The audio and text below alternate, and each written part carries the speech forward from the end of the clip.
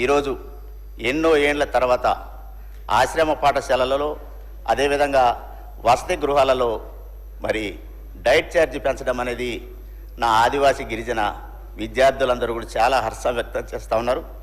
దానిలో భాగంగా మీరు ఒక పర్మిషన్ ఇస్తే ఒక 2 లైన్లు చిన్న పాట పాడాలనుకుంటున్నాను అధ్యక్ష.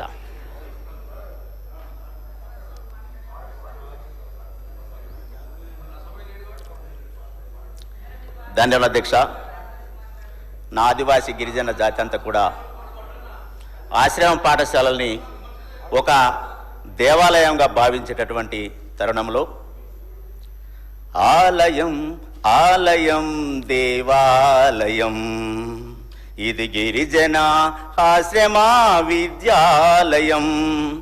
ఆలయం ఆలయం దేవాలయం ఇది గిరిజన ఆశ్రమ విద్యాలయం. గిరికోనలలో వెలసిన విద్యాలయం వనవాసి విద్యార్థుల జ్ఞాన జ్యోతి నిలయం. గిరికోనలలో వెలసిన విద్యాలయం వనవాసి విద్యార్థుల జ్ఞాన జ్యోతి నిలయం.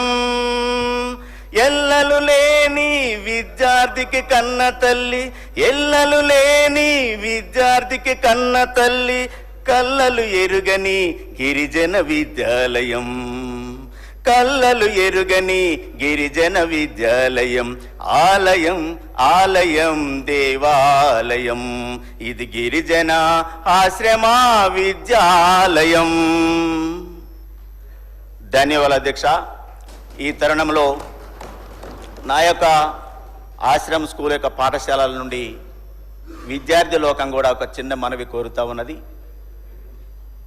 ఏదైతే గురుకులంలో కానీ కస్తూర్బాలో కానీ ఏదైతే ఇంటర్మీడియట్ అప్గ్రేడేషన్ చేయడం జరిగిందో, అదేవిధంగా ఎన్నో ఏండ్ల తరబడి ఆశ్రమ స్కూల్ వ్యవస్థ ఏర్పడినప్పటి నుండి కూడా ఈ రోజు వరకు కూడా ఇంటర్మీడియట్ అప్గ్రేడేషన్ కాలేదని కూడా నా ఆదివాసీ గిరిజన ప్రాంత ఆశ్రమ స్కూల్ విద్యార్థులందరూ కోరుతా ఉన్నారు. సార్, మీ ద్వారా ప్రభుత్వానికి సీఎం గారికి ప్రత్యేకంగా ఆశ్రమ స్కూళ్లను కూడా ఇంటర్మీడియట్ అప్గ్రేడేషన్ చేయవలసిందిగా తమరి ద్వారా నేను విన్నవిస్తున్నాను అధ్యక్ష.